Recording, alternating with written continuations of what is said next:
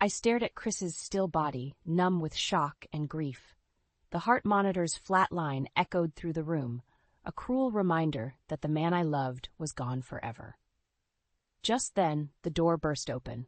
Emily stormed in, her face contorted with rage. "You think you can pretend to care for me now after everything you've done?" Her accusation felt like a slap in the face. I opened my mouth to respond, but what could I say? Our relationship had been strained for years, ever since I married her father. "I'm not your real mother, and I never will be," I stated, my voice trembling. It was a harsh truth, but one we both knew deep down. Emily sneered. "Don't act so innocent. You manipulated my dad from the start, worming your way into our lives. And for what? His money?" "That's not true," I protested, though a part of me wondered if she was right. Had I been blinded by Chris's wealth and status? No, I loved him, didn't I? "Save it," Emily spat. "I'm going to make sure you don't get a single cent. You're nothing without him." Her words cut deep, reigniting every insecurity and doubt I'd harbored over the years.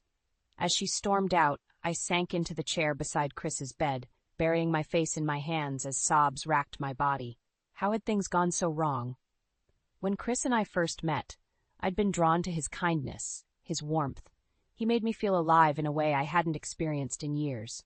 And despite my initial reservations about dating a man with a child, I'd fallen hopelessly in love. But Emily had never accepted me. From the moment I stepped into her life, she viewed me as a threat, an intruder. No matter how hard I tried to connect with her, she shut me out, her teenage angst morphing into a cold, calculated cruelty as she grew older. And Chris, bless his soul, had been too soft on her, too eager to keep the peace. He'd enabled her behavior, siding with her against me time and again until I felt like an outsider in my own marriage. Now, with Chris gone, I was truly alone, facing the wrath of a vengeful stepdaughter who seemed determined to destroy me.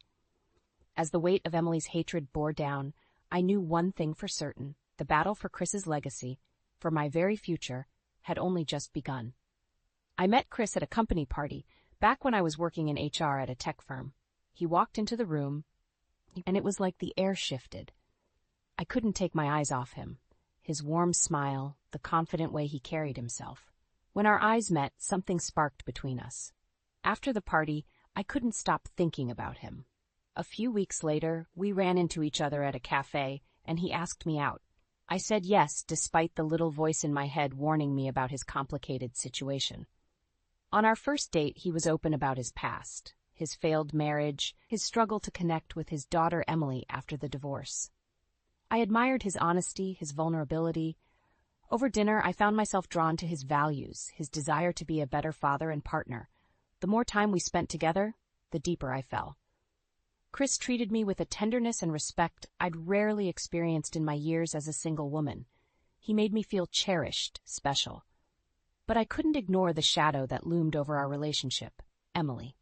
At 16, she was a sullen, resentful teenager who clearly blamed me for her parents' divorce.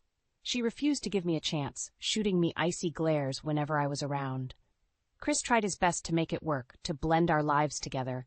We took family trips, had game nights, went out for nice dinners. But the tension was always there, simmering beneath the surface like a dark undercurrent. "She's just going through a phase," Chris would say, wrapping his arms around me. "She'll come around eventually." I wanted to believe him, but Emily's coldness only seemed to deepen with time. Our family dinners were a war zone, with her firing off snide comments and rolling her eyes whenever I spoke. Chris would shoot her warning looks, but he never truly disciplined her, too afraid of pushing her away. As the months passed, I started to see Emily's true colors. She was manipulative, playing Chris and I off against each other to get what she wanted. One week she'd give me the silent treatment, ignoring my existence. The next she'd be all smiles and charm, regaling Chris with stories of her academic achievements or volunteer work. "She's just trying to impress you," I told Chris after one particularly nauseating display. "Can't you see she's manipulating you?" But he refused to hear it, too blinded by his love for her, too desperate to have that father-daughter bond he'd always craved. Time and again he'd make excuses for her behavior, enabling it, as if his indulgence could somehow make up for the sins of the past. Looking back now, I realize I should have run, saved myself from the heartache to come. But I was in too deep, and my love for Chris wouldn't let me abandon hope. The dangerous, foolish hope that one day, somehow, Emily would accept me.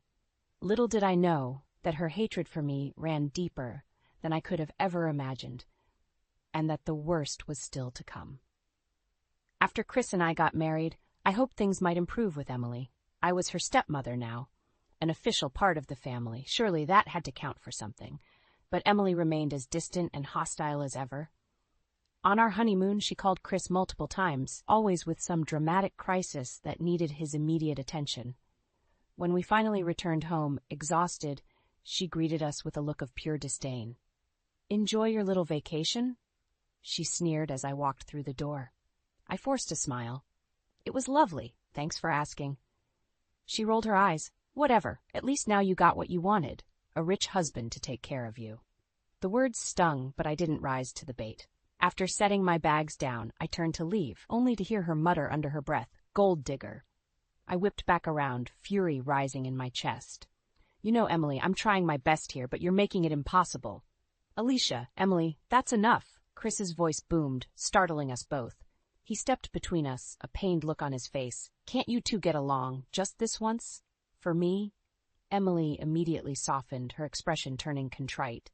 "I'm sorry, Daddy. I'll try harder, I promise." She shot me a venomous glare, then brushed past us towards her room. Later that night, as we lay in bed, I turned to Chris. "I can't keep doing this. The way she treats me." "Shh." He pulled me close, stroking my hair. "Give it time. She's been through so much with the divorce. But she's a good kid deep down. She'll come around." I wanted to believe him, but months passed with no improvement. Emily remained sullen and withdrawn, alternating between ignoring me completely and making snide remarks whenever we crossed paths. Chris insisted on family dinners, saying it would help us bond. But they only seemed to make things worse. One night, over a meal of rubbery chicken and limp broccoli, Emily announced, "I got an A on my English paper. The professor said it was the best in the class." "That's wonderful, honey," Chris beamed. "I knew you could do it." He turned to me, his eyes shining with paternal pride. "Alicia, did you hear that? Isn't that great?" I forced a smile. "Yes, that's really impressive, Emily. Well done." She narrowed her eyes at me, nostrils flaring, as if my praise was deeply offensive. "It's no big deal, just something talented people can do." The barb hit its mark. I felt myself shrink under her withering gaze. Chris, ever the peacemaker, quickly changed the subject. But I could barely focus, Emily's words echoing in my mind like cruel taunts. After dinner, as I cleared the plates, Emily brushed past me with a sneer. "Thanks for doing your job, Cinderella." I sucked in a sharp breath, fighting back tears. Why was she so determined to hurt me at every turn? What had I done to deserve such venom from her? As the weeks rolled by, the isolation and anxiety took their toll. Some nights, I lay awake for hours, my mind racing with doubts. Was I the problem? Was I not trying hard enough? If only I could get through to Emily, make her see that I loved her father more than anything. But she seemed dead set on making my life a living hell. The young woman I'd hoped to form a bond with was little more than a vindictive stranger determined to shut me out. And the harder I tried to break through, the more viciously she lashed out, until one fateful day when all my worst fears would finally come to light. As Emily progressed through high school and college, her disdain for me only intensified.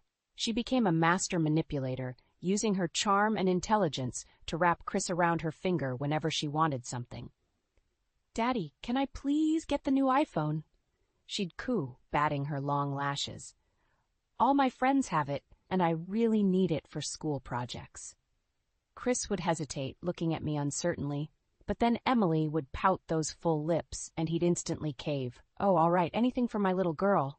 I'd try to reason with him later. "Chris, she's taking advantage of you. She doesn't need another new phone. Her old one works perfectly fine." But he'd just shake his head adamantly. "Alicia, you don't understand. I have to make up for all the years I missed when she was growing up. Just let me do this for her, okay?" And so it went, with Emily constantly working her wiles to get clothes, cars, vacations, you name it. While we lived comfortably, we certainly weren't the millionaires she seemed to think.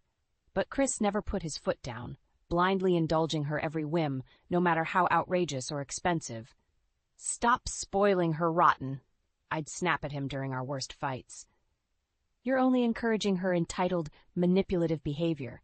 Chris's brow would furrow, anger flashing in his eyes. Don't you dare talk about my daughter that way. She's been through enough. The least I can do is give her what she wants. His words sliced through me, the implication clear. Emily's needs would always come before mine. Before us. During Emily's college years, she pulled similar stunts to earn Chris's approval, regaling him with tales of her academic achievements and grand future plans, all while throwing me contemptuous glances, making it clear I'd never be a part of that brighter future she dreamed of. I got an internship at a prestigious law firm, she announced one night at dinner, chin raised defiantly as she stared me down. They said I'm on track to be a partner after I finish my degree. That's wonderful, Pumpkin, Chris gushed, looking at her with naked pride. He turned to me expectantly. Alicia, doesn't that sound impressive? I forced a tight smile.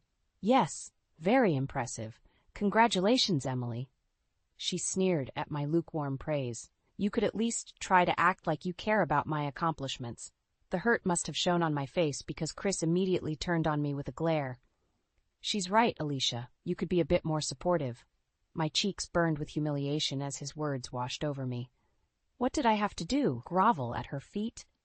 This pattern continued for years. Emily constantly one-upping me and rubbing her triumphs in my face, Chris fawning over her while admonishing me for not being sufficiently awed by his precious daughter's perfection. By the time Emily finished college and began working, the resentment and bitterness had driven an unbridgeable chasm in my marriage. We could barely look at each other without dredging up the emotional scars, the unhealed wounds of two parents caught in the merciless grip of divided loyalties. I love you, Alicia, but she's my little girl, Chris would say helplessly during our worst clashes, as if those words could somehow justify or excuse the hell my life had become. I understood in a way. Emily was his flesh and blood, the living embodiment of the family he'd lost through his own failings. Making it up to her, regaining her approval, it had become his singular obsession. But at what cost? By allowing her hatred and manipulation to fester unchecked, Chris had enabled a rift that may never be mendable, a rift that would soon tear our whole world asunder. Little did I know that the worst was still to come, and that Chris's death would be the spark that ignited Emily's rage into an unholy blaze of vengeance. I'll never forget the night Chris died.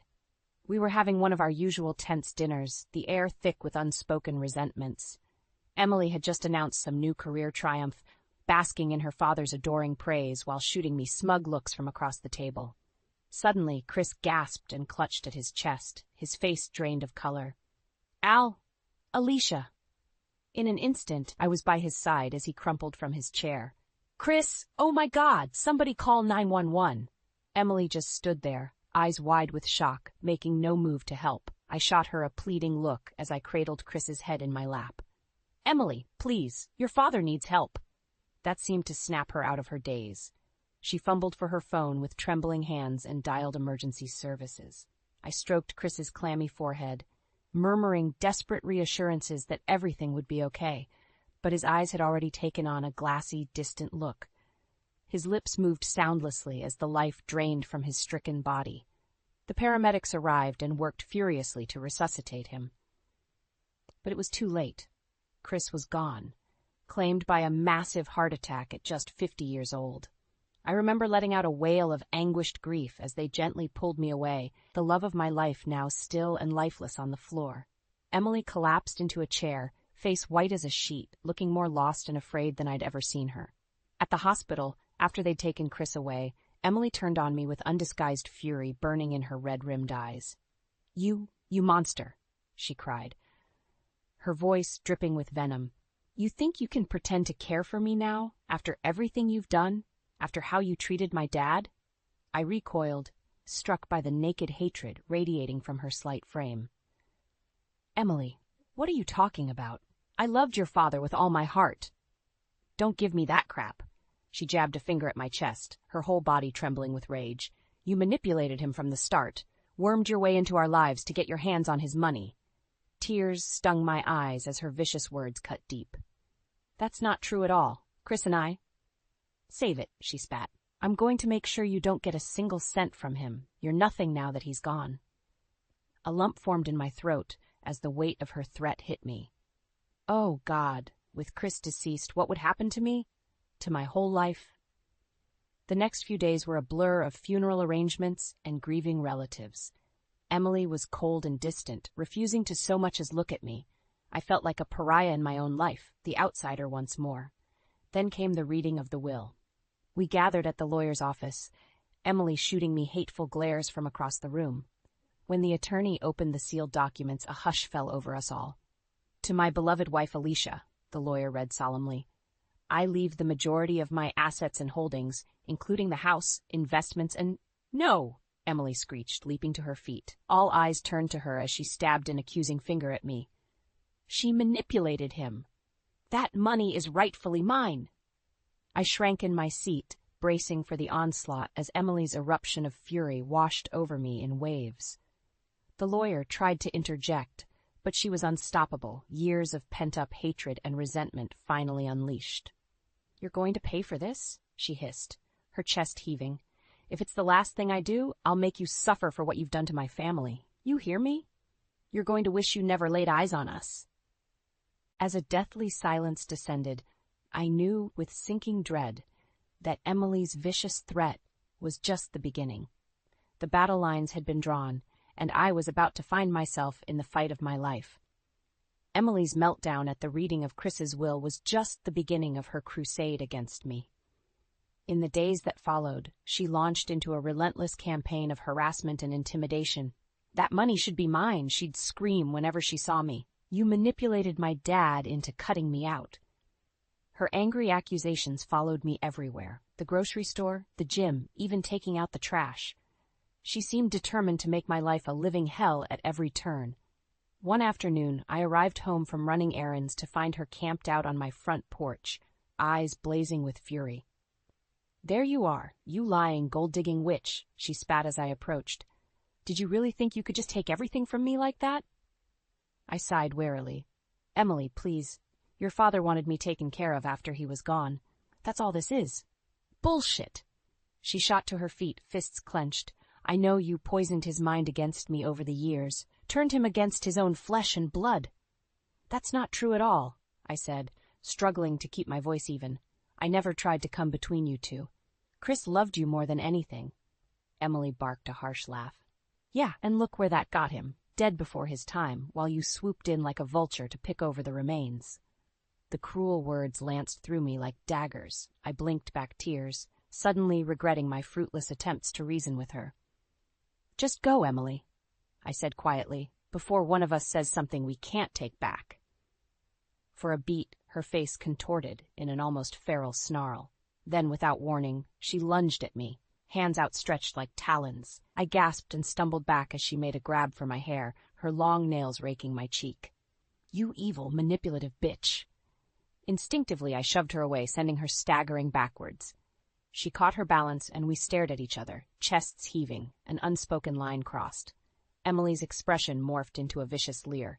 Don't think this is over. Not by a long shot. I'm going to destroy you. Do you hear me? Destroy. You. With that, she whirled and stormed off, leaving me shaken and nursing the welt already forming on my face. Over the next few weeks, the attacks escalated from the verbal to the undeniably criminal. My car tires were slashed repeatedly. Nasty, obscene graffiti was spray-painted across my garage door. Even a brick came crashing through my front window one night, narrowly missing my head. I went to the authorities, but they could do little without catching Emily in the act. She was careful to leave no fingerprints or witnesses, her bright future as a hotshot lawyer always at the forefront of her calculated attacks. Please, you have to do something, I begged the detective assigned to my case. She's unhinged, a complete danger to herself and others. The gruff officer just shrugged, unmoved. Look, lady, I get that you're going through a tough time, but without hard evidence, there's not much we can do about a family dispute over some money. My protests fell on deaf ears. Emily had me cornered, and she knew it. The assaults just kept coming. Vile letters filled with threats and accusations, scratches along the sides of my car, and that malicious presence always lurking. I became afraid to leave my own home, jumping at every sudden noise or movement. The stress and fear were taking a heavy toll, both emotionally and physically. Some nights, I lay awake for hours, haunted by memories of Chris's warm smile and gentle touch, things I'd likely never experience again. That's when I realized with sinking dread that Emily's revenge went far deeper than mere money or inheritance. This was about stripping me of everything: my home, my safety, my very identity as Chris's wife, until I had nothing left but the torment of her hatred bearing down like a crushing weight. Something had to be done. I couldn't go on living like this, a prisoner in my own life. It was time to fight back, no matter how ugly or painful it became. Little did I know that confronting Emily's cruelty head-on would blow the lid off an even darker, more disturbing truth, and set me on a collision course from which there could be no return. I realized Emily's vendetta against me went far deeper than just jealousy or resentment over the inheritance. There was a twisted, almost pathological hatred burning within her, fueled by years of manipulation and deceit. The truth began to unravel when I was going through some old storage boxes and came across Chris's laptop from a few years back. On a whim, I booted it up and started browsing through his files, my heart aching at every photo and document reminding me of happier times. That's when I stumbled across a folder simply labeled Emily. My breath caught in my throat as I opened it and began reading through the contents: emails, text messages, even voice recordings spanning years. Evidence of Emily's ongoing lies, sabotage, and efforts to undermine my relationship with Chris. It was all there in sickening detail. Fake emergencies and crises designed to pull Chris away from me. Exaggerated stories about me mistreating or neglecting her, voiced through teary phone calls pleading for her daddy's comfort and support. Even admissions from Emily about seeing a therapist for anger issues aimed at deliberately alienating me from the family. My blood boiled as I absorbed the damning messages one by one. So many of our marital problems, the endless fights and heartache, could be traced directly back to Emily's calculated machinations over the years. The vicious, remorseless depths she had sunk to in order to maintain her vice-like grip over Chris. When I finished reading through it all, I sat in stunned silence, tears of rage streaming down my cheeks. This whole time she had been gaslighting not just me, but her own father as well, playing us both like finely tuned instruments in her twisted campaign of sociopathic jealousy. That night, when Emily came barging into my home yet again to hurl more vile accusations, I was ready. I grabbed her by the wrist as she advanced, spinning her around and slamming her against the wall. "Let go of me," she snarled, struggling against my grip. "I'll have you arrested for assault." "Shut up and listen for once," I growled through gritted teeth. "I know what you've been doing all these years, you manipulative little monster." Her eyes went wide, jaw-dropping in an almost comical display of shock. What are you talking about?" Rather than explain, I released her and retrieved Chris's laptop from the other room, pulling up the file folder I'd uncovered earlier. Emily's eyes went flinty as she began scanning the documents and recordings, her mask of innocence shattering with each new revelation. "So this is how it's going to be," she spat, color rising in her cheeks. "You were always jealous of me and Dad's relationship. This is just some pathetic attempt to turn him against me, even in death." I could only stare at her in disbelief. "Are you deranged? Look at the evidence right in front of you. The lies, the sabotage. You had no problem deceiving and manipulating us to get what you wanted. Your own father," Emily sneered. "Please, he always took your side no matter what I did. Don't try pinning that on me." "You're sick," I shot back, disgust roiling in the pit of my stomach. "You've been playing the victim for years, but you're the one inflicting all this misery and destruction on this family." Her nostrils flared, lips peeling back in an ugly snarl. "This is far from over, you self-righteous bitch. In fact, it's only just beginning." She grabbed the laptop and hurled it against the far wall with a resounding crash, shattering the screen into a twisted spiderweb of shards. Then she whirled and stormed out, leaving a path of destruction in her wake. I sank to the floor, hands trembling as the full, ugly reality sank in. Whatever twisted psychological games Emily had been playing all this time, they had clearly warped her perception of reality entirely. There would be no getting through to her, no appeals to sanity or reason. I was well and truly trapped in her vengeful crusade. And as the ominous weight of her final threat hovered over me, I knew this was only the opening salvo of a war that could ultimately consume us both. After my confrontation with Emily and the chilling discovery of her years-long deception, I knew I had to take a stand once and for all. Her vindictive crusade had spiraled completely out of control.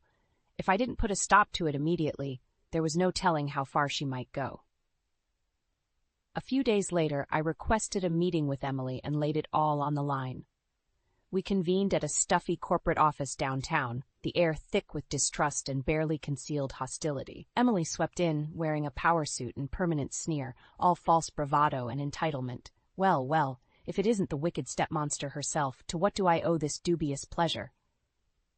I squared my shoulders, mustering every ounce of resolve. Cut the act, Emily. We're done playing games here. Oh? She arched an immaculately groomed eyebrow. Is that so? Because from where I'm sitting, you're the one who needs to quit while you're behind. Jaw clenched. I slid a thick manila envelope across the table towards her. I have ironclad proof of your years of manipulation and sabotage. The lies, the fake emergencies, even admitting to therapy explicitly designed to alienate me from your father. Emily's bravado flickered for just a moment before her sneer returned full force. So you've got some circumstantial evidence, so what? That doesn't change the fact that he chose you over his own daughter in the end. Don't you get it?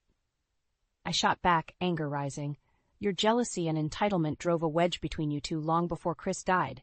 He spent years enabling your behavior, indulging your every selfish whim. That struck a nerve. Emily's nostrils flared as she leaned across the table, eyes blazing. How dare you? You think you can psychoanalyze me when you're the one who wormed your way into our lives? Dad loved me more than anything until you showed up. I shook my head sadly. Emily, wake up. Your whole perception of reality has become dangerously warped. I'm not the enemy here. I'm the one trying to help you see the truth about yourself before it's too late. She opened her mouth, then seemed to think better of it, snapping it shut again, as her expression contorted in disgust. When she finally spoke, her voice was laced with venom. You're right about one thing. This does end today, but not how you think. She rose abruptly from her seat, knocking it over with a clatter. I'm taking you down, one way or another. Maybe then Dad's memory can finally be at peace, free from your poisonous influence. Emily, listen to yourself, I pleaded, alarmed by the maniacal glint in her eyes. You're unraveling. Whatever delusions you've been clinging to, it's time to let go. But she was already stalking away, shoulders squared and fists clenched. Over her shoulder, she spat. Don't worry, you smug bitch. When I'm through with you, everyone will finally understand my side of things. I'll make sure of it. After she stormed out, I sat in stunned silence, emotions churning. Despite laying everything on the table, Emily was too far gone, her hatred too entrenched. There would be no reasoning with her, no bringing her back from the brink of her self-destructive obsession. In that moment, I made a difficult choice. For my own safety and sanity, I would have to cut Emily out of my life completely. She had made her bed, and now she would be forced to lie in it, dealing with the consequences of her malice and delusion. I consulted legal counsel and began the process of freezing Emily out of Chris's assets and estate. The lawyers warned it would be an uphill battle, given her unrelenting stance, but I didn't care. Even if it meant draining my own funds to the last penny, I was prepared to fight her tooth and nail. True to form, Emily came unhinged when the court orders went through, locking her out of further claiming her inheritance. She launched an all-out legal war, hiring a team of vicious attack dog attorneys committed to paint me as the villain at any cost. But I was ready this time. With Chris's true legacy, the evidence of Emily's treachery and manipulation, on my side, I weathered the vicious court battles with grim determination. Time and again, her attempts to strong-arm and bully me were thwarted by cold, hard proof. The protracted legal maelstrom bled Emily's finances dry. Her shiny new career as a hotshot lawyer in jeopardy as creditors came knocking. In a cosmic twist of karma, she even faced potential disbarment as her dirty tactics and suspect actions unraveled into the harsh light. Through it all, I refused to back down or compromise. This was about more than money. It was about stripping away the twisted facade Emily had been hiding behind her whole life, forcing her to finally face the ugly reality of her own misdeeds and delusions. In the end, she brought the ruin upon herself. But I had reclaimed something infinitely more valuable than any inheritance: my self-respect, sense of justice, and the ability to move forward with Chris's loving memory intact. As the dust settled and I surveyed the wreckage Emily's hatred had wrought, I felt an unexpected pang of sadness. For all the pain she'd caused, some small part of me still mourned the loss of what could have been a real bond, a sincere connection with my husband's child. A true family united through more than shared trauma and resentment. But I knew, deep down, that dream had died long ago, poisoned by Emily's all-consuming jealousy before it ever had a chance to bloom. She had made her choices repeatedly and with malice in her heart, and now she alone would have to live with the consequences. As for me, it was time to step into a new chapter, free from the shackles of the past and filled with hard-won wisdom. Though the scars would never fully heal, I carried Chris's spirit with me, determined to honor his memory by embracing life and love once more.